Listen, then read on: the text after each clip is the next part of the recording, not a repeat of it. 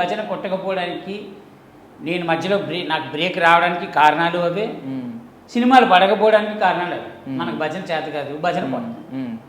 అది ఏదైనా పోనీ, ఎట్టైనా పోనీ లైఫ్.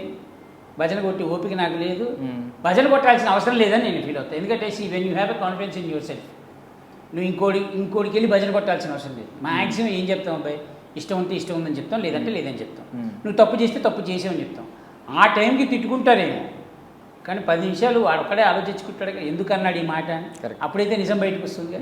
చాలు, ఆ నిజం కోసం వెయిటింగ్. బట్ ఈ పాయింట్ వరకు కూడా టిల్ ఒకసారి మారదామేమో, ఎందుకు కొంచెం అనుకోలేదన్న ప్రసక్తే లేదు. మారా భజన ఎప్పుడు కొట్టాలి తెలుసా? నీకు గడవకపోతే భజన కొట్టు. గడవకపోతే అంటే నిన్ను తగ్గించుకున్నావు, నువ్వు దిగిపోయావు ఆల్రెడీ, ఇక నీ వల్ల కాదు అనుకున్నప్పుడు భజన కొట్టు. లేదు నా మోకాళ్ళలో ఇంకా సత్తా ఉంది, నీ కొండ ఎక్కగలుగుతాను అన్నప్పుడు నువ్వు దేవుడిని ఎందుకు అడుగుతావు? నన్ను ఎక్కించు దేవుడా అని. నా మోకాలు బాగాలేనప్పుడు అడుగుతావు, నన్ను ఎక్కించు దేవుడా. నీ మోకాలు బాగానే ఉన్నాయి కదా, ఆయన అదే అంటాడు. నువ్వు అంత బాగానే ఉన్నప్పుడు నువ్వే ఎక్కిరా, నీకు రావాలనిపించి వచ్చేసి నేను ఉన్నా కదా అంటాడు. నన్ను ఎక్కించి దేవుడని కింద కూర్చుంటే ఎందుకు ఎక్కిస్తాడు? నీలాంటి వాడు 100 మంది ఉన్నారు.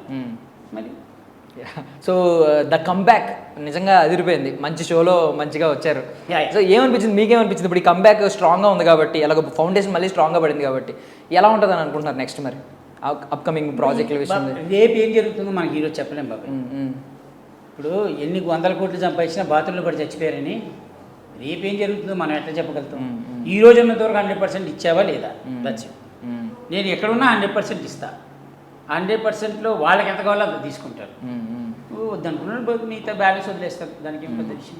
ఆశావాదం కంటే ఎక్కువ ఫిలాసఫీనే నేను ఆశల మీద డిపెండ్ అవ్వ.